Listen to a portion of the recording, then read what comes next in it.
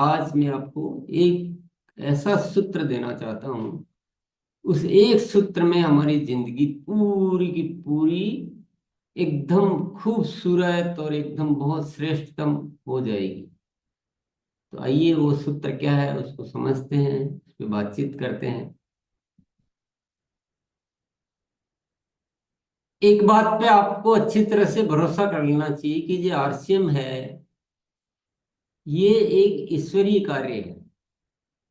जितना विश्वास कर लेंगे उतने ही फायदे में रहेंगे। जितना इस बात पे अविश्वास करेंगे उतने ही आप नुकसान में रहेंगे। उतना ही आपका कार्य कठिन होता जाएगा। और जितना आप विश्वास करते जाएंगे कि आरसीएम एक ईश्वरीय कार्य है, उतना ही आपका कार्य अच्छा होता जाएगा, बढ़िया होता जाएगा, सहज होता जाएगा, बड़ा होता जाएगा। तो इसका एक मुख्य सूत्र क्या है? इसकी पात्रता करने की पात्रता क्या है? एक लाइन में अगर आप समझना चाहते हैं, एक लाइन में, तो वो लाइन है कि हम आरसीएम करने के लिए जो भी सोचें और जो भी करें, जो भी सोचें और जो भी करें, उसको एक पैमाने से जांच लें। बस एक ही पैमाना कि मैं जो सोच रहा हूं वो ईश्वर को पसंद है कि नहीं। क्योंकि ये ईश्वरीय कार्य है और उसको पसंद नहीं है मेरी सोच, तो मेरा काम आगे नहीं बढ़ेगा। सिंपल फॉर्मूला, एक बहुत इजी। जरा ख्याल करें, मान लो आप कुछ सोच रहे हैं और आप अपने स्वार्थ के लिए सोच रहे हैं कि मेरे कैसे न कैसे पिन आ जाए, कैसे न कैसे मेरी इनकम आ जाए, कैसे न कैसे मैं इस व्यक्ति को कैसे कन्विंस कर लूं कि ये थोड़ा सा पैसा इसमें लगा दे। भले इसका भला हो बुरा हो मतलब नहीं, लेकिन मेरा काम चल जाएगा, मेरे को एक बार तो इतना वॉल्यूम मिल जाएगा। ऐसे अगर विचार आते हैं तो वो ईश्वर को पसंद आएंगे क्या? जैसे ही हम ईश्वर का मापदंड निर्धारित कर लेंगे, हमारी चीजें ऑटोमेटिक ठीक हो जाएगी, सब कुछ ठीक हो जाएगा। और ये बातें हम लगभग सभी जानते भी हैं अच्छी तरह से, लेकिन फिर भी हमें कोई न कोई रोक लेता है कभी कभी, या कुछ बातों में रोक लेता है। कुछ बातें हम ठीक कर लेते हैं, कुछ बातें हमारी वैसी नहीं हो पाती। दो स्थितियां रहती है। कभी कभी हम कुछ ठीक हो जाते हैं, कुछ ठीक नहीं हो पाते, और कभी कभी हम वो बातें जानते हुए भी वो कर ही नहीं पाते, वो अपना नहीं पाते। हमारा मन जो है कुछ और सोच लेता है। हमारे कोई आदतें, जैसे कोई हमें कोई और तरफ अट्रैक्ट कर लेता है, हमारे से स्वार्थ छूट नहीं पाता है, हमारे अपना ही अपना दिखता है। ये हम तो नहीं चाहते हैं कि सोचें, पर वो अंदर से एक सोच ही वैसी आ जाती, लालच सा आ जाता है। इस बार तो कर लो, इतना सा तो कर लो, अभी तो कोई नहीं देख रहा है, इसका पता ही नहीं चलेगा किसी को, ऐसा मैं कर लेता हूँ। ऐसी अनेक बातें हमारे मन में आ जाती है, ऐसा हम कर बैठते हैं। ऐसा होता है ना? वो क्यों हो जाता है? हालांकि हम अपने ज्ञान से वैसा नहीं चाहते हैं, फिर भी हो जाता है कि हम जैसे ही बैठेंगे तो हम भाव आएगा, तो एक स्वार्थ का आ ही जाता है कि यार पहले एक बार, इस बार तो कुछ हो जाए, अगली बार से मैं ठीक हो जाऊंगा, इस बार तो कुछ हो जाए, बहुत दिन हो गए ये नहीं हुआ, ये तैयार हो रहा है साथी, इसको थोड़ा सा कर लेते हैं। ऐसा कुछ होता रहता है, और कभी कभी बड़े रूप में भी होता रहता है। उस चीज को पहचाने बिना हमारा सुधार हो पाएगा क्या? कि वो ऐसा क्या है जो हमें गलत की ओर खींच लेता है, गलत की ओर आकृष्ट कर लेता है? उसको बोलते हैं साथियों माया। माया को पहचानना बहुत जरूरी है। माया क्या होती है? माया को एक लाइन में समझ सकते हैं हम। माया उसे कहते हैं कि हमें अच्छे और बुरे का ज्ञान होते हुए भी हमारी चित्त की वृत्तियां गलत की ओर आकर्षित हो जाती है। ज्ञान तो है कि ये अच्छा और ये बुरा है, फिर भी हमारे आकर्षण कुछ गलत की ओर खींच लेते हैं हमें। यही माया है, और कुछ माया नहीं। माया का बहुत सारी बार हम गलत तरह मतलब समझते हैं। मतलब सिर्फ ये है कि हमको जानते हुए भी हम गलत ही निर्णय लेते हैं, पता है, फिर भी गलत की ओर हमें कोई खींच लेता है। तो वो जो खींचने वाली शक्ति है गलत की ओर, वही माया है। उसको पहचानना, क्योंकि किसी भी को भी जीवन से दूर करने के लिए उसको पहचानना बहुत जरूरी है।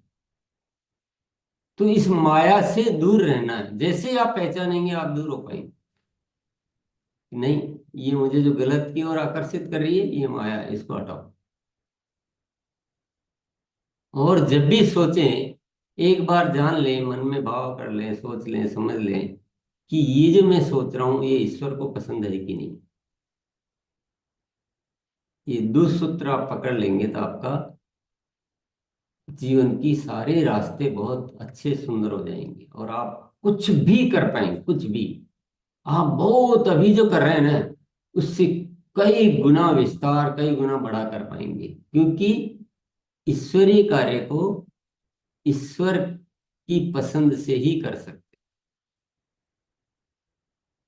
ईश्वर को जब तक पसंद नहीं आएंगे हम, तो दुनिया को हम पसंद आ ही नहीं सकते। ऑटोमेटिक सारी चीजें ठीक हो जाती। अब थोड़ा सा सवाल अपने आप से पूछने होंगे कि यार मैं ऐसा करता हूँ, क्या ये ईश्वर को पसंद है? मैं अपनी प्रोग्रेस के बारे में सोचता हूँ और अन्य की प्रोग्रेस के बारे में नहीं सोचता हूँ, क्या ईश्वर को पसंद आता होगा क्या? मैं कभी कभी इस सत्य पे विश्वास नहीं करता हूँ कि इस आरसीएम से नए भारत का निर्माण हो सकता है। भीतर भीतर मेरे विश्वास सा बना रहता है। तो ईश्वर को पसंद आता होगा क्या? अपने दिल से कभी पूछिए कि मैं जो इस आरसीएम का एक बहुत बड़ा जो मार्ग है, निरंतर सबकी बढ़ती हुई ग्रोथ, उस पे मैं काम नहीं करता हूँ और काम की चोरी कर लेता हूँ, ये ईश्वर को पसंद आता होगा क्या? मैं खुद स्वास्थ्य के प्रति इतना लापरवाह रहता हूँ और मैं स्वास्थ्य क्रांति की बातें करता रहता हूँ, ये ईश्वर को पसंद आता होगा क्या? मैं अपनी टीम को समय समय पर फॉलो अप नहीं करता हूँ, उनकी मदद नहीं करता हूँ, जब उनको मदद की जरूरत होती है तो मैं मदद नहीं करता हूँ, तो ये ईश्वर को पसंद आता होगा क्या? मैं जो मेरे आसपास वितरण केंद्र है उनको मैं समझता हूँ कि ये तो मेरी जिम्मेदारी नहीं है, ये तो किसी और के हैं, ये ईश्वर को पसंद आता होगा क्या? किसी और टीम का कोई साथी है, उसको कोई हेल्प की मदद की जरूरत है, तो मैं सोचता हूँ मेरा मैं क्यों मदद करूँ, ये मेरा थोड़ी है। या उसको कोई सपोर्ट नहीं कर रहा है तो उसको मैं ये कह देता हूँ कि तुम वहां तो तुम्हारे को कोई मदद नहीं मिलती है, इधर शामिल हो जाओ। तो ये सब बातें ईश्वर को पसंद आती होगी क्या? बस ये एक पैरामीटर आप निर्धारित कर लें, मैं साथियों में कहता हूं आपको, आपके इतना सब कुछ श्रेष्ठ हो जाएगा। सारी चीजें जो भी आरसीएम के लिए चाहिए, सारी शक्तियां, जो प्रेम की शक्ति, निस्वार्थ भाव की शक्ति, पॉजिटिव सारा मामला, और जो अनेक शक्तियां हैं, अहंकारिता की शक्ति, बहुत सारी शक्तियां आपको मिल जाएगी। और आपका व्यक्तित्व जो है वो अपने आप, आपका आभा मंडल ऐसा बनेगा कि लोग आपको पसंद करेंगे बहुत ज्यादा हृदय से। क्योंकि हम जो चीजें देखते हैं बाहरी आंखों से, बाहरी उससे देखते हैं, लेकिन जो हमारा आभा मंडल जो बनता है, जो ईश्वरीय शक्तियां प्राप्त होती है, हमारे भीतरी भावों से जुड़ी हुई रहती है।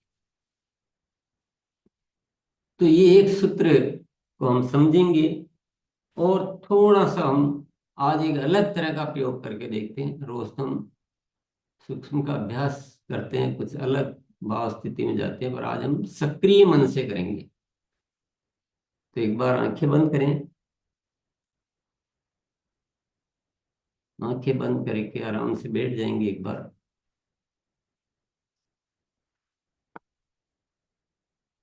एक बार तो ध्यान को केंद्रित करें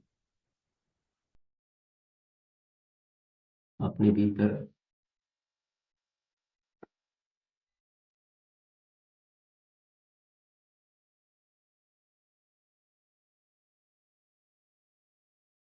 चेहरे पे एक मुस्कान लाएंगे, उसको क्या ध्यान पूरा अपने आप के साथ जुड़ जाता है।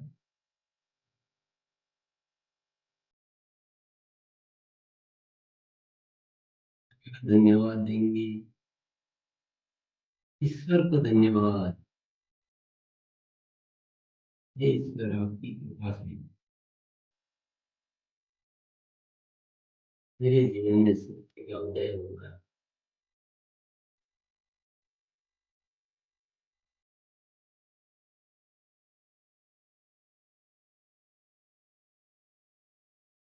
अब हम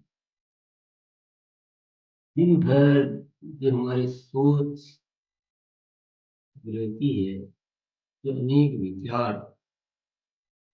हम करते हैं, वो आप अपने अपने विचारों को सोचिए और एक बार अपने दिल से पूछिए, मैं प्रतिदिन ऐसा सोचता रहता हूँ, ये विचार ईश्वर को पसंद आता होगा या नहीं आता। अपना मूल्यांकन करना।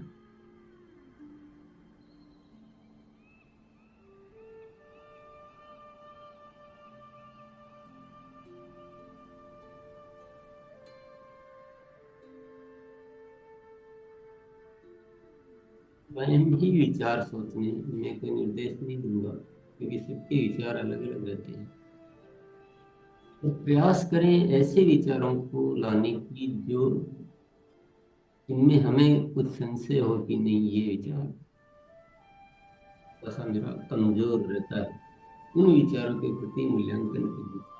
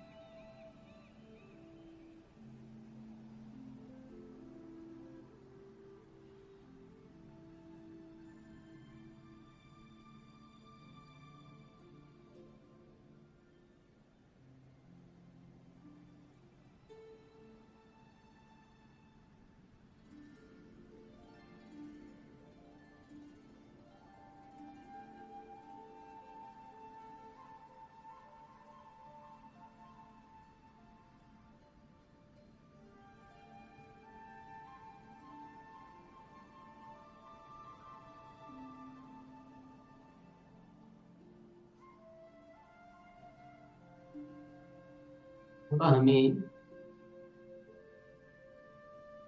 सोचने की मेहनत तो करनी पड़ेगी।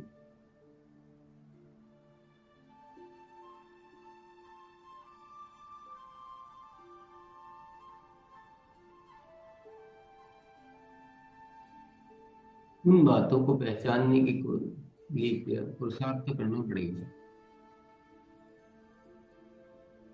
तो दिन भर हमारी सोच चलती है, उसी के एक विचार को निरीक्षण करें और उसको पहचाने।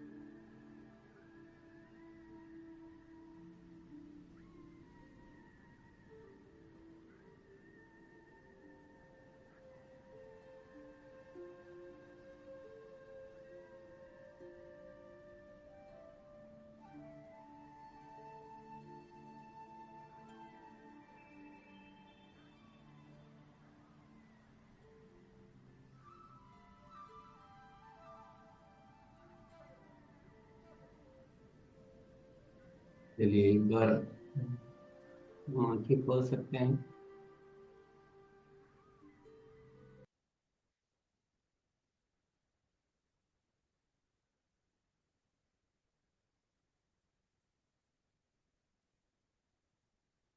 आंखें खोलेंगे।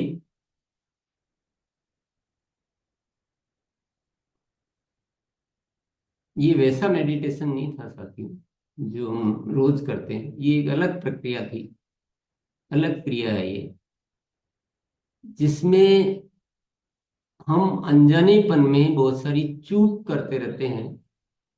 कई ऐसी बातें होती है जिनको हम अच्छा मानते हैं, पर उस मूल्यांकन से करेंगे तो हमें समझ में आएगा कि नहीं, यहाँ कुछ मुझे परिवर्तन करना चाहिए।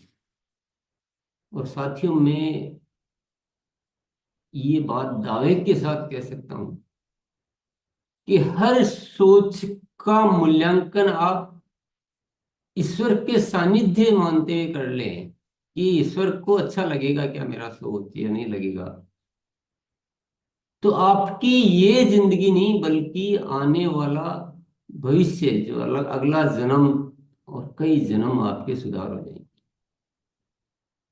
आप में गजब का एक जादू जिसको कह सकते हैं, एक अद्भुत परिवर्तन आप अपने जीवन में कर पाएंगे। दो ही बातों को पहचानना है, वो जो माया है, वो जो बार बार आपको आकृष्ट करेगी गलत चीजों के प्रति, उसको पहचानना है। और उससे पहचानते ही अपने आप दूर होगी, पहचानना मुख्य कार्य है। और दूसरा, हर कार्य में आपको कभी कोई नुकसान होने वाला नहीं है। यदि आप ईश्वर में विश्वास ही नहीं करते हैं तब भी आपको नुकसान नहीं होगा। इस विश्वास में ही बहुत बड़ा लाभ है, क्योंकि जिस दिन आप ईश्वर को पसंद आने लग गए उस दिन दुनिया को डेफिनेटली आप पसंद आएंगे। तो बहुत सारे आपके अंदर विचार आए होंगे, आप ही जानते हैं क्या क्या विचार आए, नहीं आए, नहीं कर पाए, कर पाए, कितना कर पाए। हो सकता है किसी साथी को केवल ऐसे ऐसे विचार ही याद आए जो वैसे ही अच्छे हो, गलत याद ही नहीं आ पाए हो अभी। लेकिन ये तो ठीक है, अभी तो एक प्रयोग था। पर अब जब भी आएगा तब आप उसको चेक कर सकते हैं। कभी कभी हमारा मूल्यांकन भी ऐसा हो सकता है जिसको हम अच्छा समझ रहे हैं, लेकिन जब उस दृष्टिकोण से देखेंगे तो उसकी एक शुद्धता समझ में आएगी। जैसे हम कोई भी साथी है, किसी अन्य समूह का कुछ भी है, और हम ठीक है अपने अपने रास्ते से अपना काम करते रहते हैं, वो उसका करता रहता है, और हम सोचते हैं कि उसकी कोई मदद क्यों, हमको क्यों करनी है। आपको नॉर्मली हो सकता है वो चीज ठीक लगती हो सामान्य दिमाग से, लेकिन जब उस दृष्टिकोण से सोचेंगे तो आपको लगेगा नहीं, वो भी तो हम हमारा ही है, वो भी तो अभियान का है। अगर मेरा कुछ बिना नुकसान हुए उसकी कुछ मदद हो पा रही है, तो सारे साथी, सारा आरसीएम परिवार इस सोच से काम करने लग जाए, तो आप सोचिए आरसीएम की जो छवि की हम बात कर रहे हैं, आरसीएम के सब साथी की सोच की जो बात कर रहे हैं, एक जो पूरा सामूहिक आभा मंडल तैयार होगा आरसीएम का, वो कितना अद्भुत हो सकता है। बाधा क्या है इसमें? बाधा तो कुछ भी नहीं है। नुकसान क्या है? आर्थिक नुकसान है क्या? नहीं है। आर्थिक लाभ है क्या? बहुत सारा है। क्योंकि जैसे आप अच्छे होंगे तो कार्य का विस्तार होगा। आपके संबंध अच्छे होंगे क्या? बिल्कुल होंगे। खराब होंगे क्या? बिल्कुल नहीं होंगे। पहले जो थोड़े अच्छे नहीं है वो सुधरेंगे क्या? बिल्कुल सुधरेंगे। ग्रोथ होएगी क्या? बिल्कुल होएगी। आलस्य बना रहेगा क्या? नहीं रहेगा। क्योंकि जैसे आप आलस्य करेंगे और आप याद करेंगे नहीं, ये तो ईश्वर को पसंद ही नहीं, ईश्वर को तो कर्मठता पसंद है। आप गैर जिम्मेदार होंगे क्या? ना, बिल्कुल नहीं, क्योंकि ईश्वर देख रहा है कि गैर जिम्मेदार है। आप आधी अधूरी जिम्मेदारी लेंगे क्या? नहीं, ले नहीं पाएंगे। तो आपसे गलत कुछ हो ही नहीं पाएगा, और आपका कोई कंफ्यूजन ही नहीं रहेगा जीवन में। आपके सारे रास्ते बहुत अच्छे हो जाएंगे। पर हो सकता है उन साथियों को दिक्कत आए जो ईश्वर को ही नहीं मानते कि ईश्वर क्या होता है। ईश्वर मान लो, अस्तित्व मान लो, प्रकृति मान लो, एनर्जी मान लो, जो मानना चाहो, कि भाई ये जो अस्तित्व को पसंद है क्या। आभा मंडल मान लो कि क्या मेरा आभा मंडल इससे ठीक हो गया क्या। कहीं लाइट चल रही है, आपका मकान नहीं है, आपकी दुकान नहीं है, आपको बिल नहीं भरना है, और आपके मन में विचार आता है कि ये मेरा मेरा क्या जा रहा है, लाइट जल रही है। तो फिर आप सोचेंगे कि ये बात मैं जो सोच रहा हूँ ईश्वर को पसंद है क्या। तो आपका मन क्या कहेगा, हाँ ना ना ना ना, ईश्वर को तो पसंद है कि जब मैं इस प्रकृति की हर चीज को बचाने पे कार्य करूं। मैं पानी व्यर्थ कर रहा हूं तो ये ईश्वर को पसंद है क्या। मैं होम मीटिंग में देरी से जा रहा हूँ, ईश्वर को पसंद है क्या। मैं तैयारी पूरी नहीं कर रहा हूँ, ईश्वर को पसंद है क्या। मैं लोगों का अभिवादन अच्छे से नहीं कर रहा हूँ, उनको हर्षित होकर बात नहीं कर रहा हूँ, उनसे क्रोध कर रहा हूँ, तो ईश्वर को पसंद है क्या। तो जगह जगह हजारों विचार जो है, वो सारे विचारों को शुद्धिकरण का और बहुत अच्छा हम अपने आप जीवन में बहुत अच्छा होने का, इससे अच्छा मंत्र हो नहीं सकता। इससे अच्छा कोई मंत्र नहीं हो सकता है। पर इस मंत्र को प्रैक्टिस करना वो हमारी जिम्मेदारी है, वो हमारा पुरुषार्थ है। नुकसान कुछ भी नहीं है, लाभ अनेक है। बहुत अच्छा सूत्र है ये। जो भी गलतियां हमारी है, जो भी जीवन की कमजोरियां हैं, वो सारी मिट जाएगी, और वो जो माया है उससे मुक्त हो जाएंगे। जीवन में इरादे से कोई गलत नहीं करना चाहता है, लेकिन वो माया का प्रभाव हमसे गलत कराता रहता है। तो उससे मुक्त हो जाएंगे, और आप ईश्वर के प्रिय हो जाएंगे। आपको ईश्वर खोजने लग जाएगा। जो ईश्वर इस संसार में करना चाहता है, उसके लिए ईश्वर भी ढूंढता है अच्छे पात्रों को। ईश्वर आपको खुद ढूंढेगा। ईश्वर आपकी सारी व्यवस्थाएं भी करेगा, आपके सोर्सेज दे देगा, आपके पास चलाकर लोग आ जाएंगे। आपको पता ही नहीं चलेगा ये इतना अच्छा साथी, इतना बड़ा साथी मेरे कैसे संपर्क में आ गया। साथियों, ईश्वर ही करता है, हम थोड़ी करते। हमारे सारे अहंकार मिट जाएंगे। इससे अच्छी रणनीति, इससे अच्छा तरीका जिंदगी जीने का ही नहीं हो सकता है। हासिल करने की तो बात छोड़ो, इससे अच्छा तरीका जिंदगी जीने का नहीं हो सकता। हमारे अंदर कई सारी रचनात्मक चीजें आ जाएगी, हम कई अच्छे कार्य करने लग जाएंगे। तो इसलिए आज इस सूत्र को पकड़ ले, विश्वास के साथ, पुरुषार्थ के साथ। इसको छोड़ना नहीं है, जिंदगी में कभी भी नहीं छोड़ना। कहीं ना कहीं बड़ा बड़ा लिख लीजिए कि मैं मेरे हर विचार को जांच करने के बाद अपने जीवन पे लागू करूंगा कि वह विचार ईश्वर को पसंद है या नहीं। आपकी डायरी में, आपके घर के चारों तरफ दीवारों में इस मंत्र को लिख लीजिए, और इसको अभ्यास में लेके आइए। ये पूरी दुनिया सुधर जाएगी। इसका इतना प्रचार प्रसार करना चाहिए, इस पे इतनी चर्चा करना चाहिए, ये हम सब साथियों को आपस में इतना प्रचारित करना चाहिए, इतना प्रसारित करना चाहिए, क्योंकि ये एकमात्र तरीका है। अन्यथा हम उन बदलावों के लिए न जाने कितनी चर्चाएं करेंगे, न जाने कितने प्रवचन सुनेंगे, न जाने कितनी पुस्तकें पढ़ेंगे, फिर भी हम देख रहे हैं कि हमारा जीवन इतना तो गुजर गया। इतना ज्ञान हासिल करने के बावजूद भी उन बदलावों को हम सारों को अंगीकार नहीं कर पाए। हो रहा है, बहुत धीमी गति से हो रहा है। लेकिन ये एक मंत्र को आपने पकड़ लिया, तो बाहरी ज्ञान ले न ले, आप अपने आप उसको ठीक कर पाएंगे। तो इससे बड़ा सूत्र कोई हो नहीं सकता। इसको बड़े भाव से, बड़े इरादों से, बड़ी अच्छी तैयारी से, उतनी तैयारी की जिंदगी में इस जिस कभी किसी विषय पे जितनी तैयारी नहीं की हो, उतनी तैयारी से, उतने भाव से, उतने मजबूत इरादे से इस मंत्र को जीवन में अपनाना है कि मेरा हर कार्य ईश्वर की पसंद से होगा। तो चलिए, अभ्यास सभी साथियों का होना चाहिए। तो आज भी वही रहेगा।